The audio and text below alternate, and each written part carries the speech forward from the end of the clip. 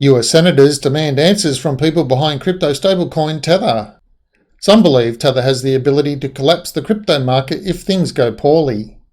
The US Senate Committee on Banking, Housing and Urban sent a letter to so-called stablecoin issuer Tether on Tuesday, asking for an explanation of how the company operates and mints tethers that can be exchanged for various forms of cryptocurrency like Bitcoin. Why does it matter? Because some people believe that not only is Tether committing fraud, they worry that Tether's possible collapse as a digital form of currency could cause the entire cryptocurrency market to fall right along with it. The letter to Tether, addressed to CEO Jean-Louis Van der Velde, was spearheaded by Senator Sherrod Brown, a Democrat from Ohio, who expressed concerns that stablecoins present investor protection risks and raise several market integrity concerns. That's a polite way of saying this incredibly sketchy industry has gotten too big for its britches. Stablecoins like Tether are pegged to the US dollar, and theoretically consumers can trade $1 for one Tether. Why would someone want to do this? Stablecoins are most commonly used to swap cryptocurrency, which can be difficult to buy and often require an intermediary currency. As Bloomberg News reported in October, there were 69 billion tethers in circulation, which means that Tether as a company should be holding 69 billion in US currency or something equivalent. That number is now 73 billion and growing, and almost certainly is not holding that much money.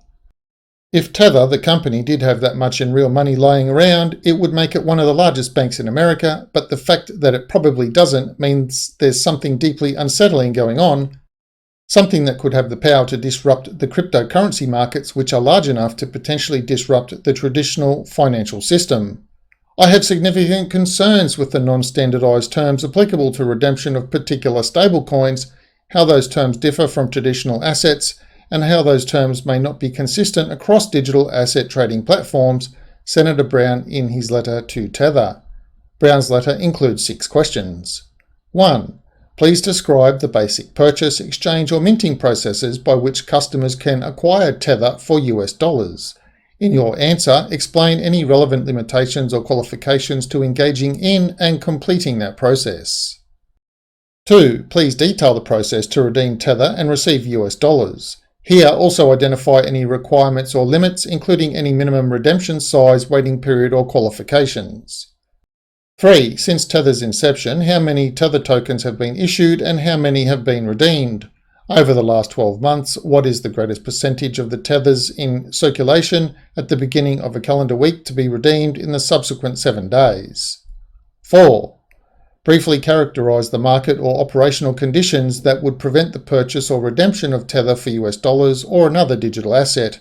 For purposes of answering this question, do not list or describe legal or regulatory limitations currently described in a user agreement or term of service. For each condition identified, please provide at least one example that occurred in the last 12 months and its duration. 5. Please identify any trading platforms that have enhanced capabilities, privileges, or special arrangements with respect to Tether, identifying those features and their basis, example, contractual or common control. 6. Please summarize any internal reviews or studies your company has conducted about how specific levels of redemptions would affect Tether, including its convertibility into US dollars, or would affect the financial position of your company. Tether isn't the only stablecoin issuer in the Senate's sights, just one of the most important. Brown also sent letters to Coinbase, Gemini, Paxos, Trust Token, Binance and Center. What will happen now? Well, we wait. Tether has 10 days to respond to the letter, according to the Senate, and Brown was quick to note he'd like to hear the response in clear, straightforward terms. What are the odds that CEO Jean-Louis Van der Velde responds by December 3? Not great. He hasn't been seen or heard from in a very long time.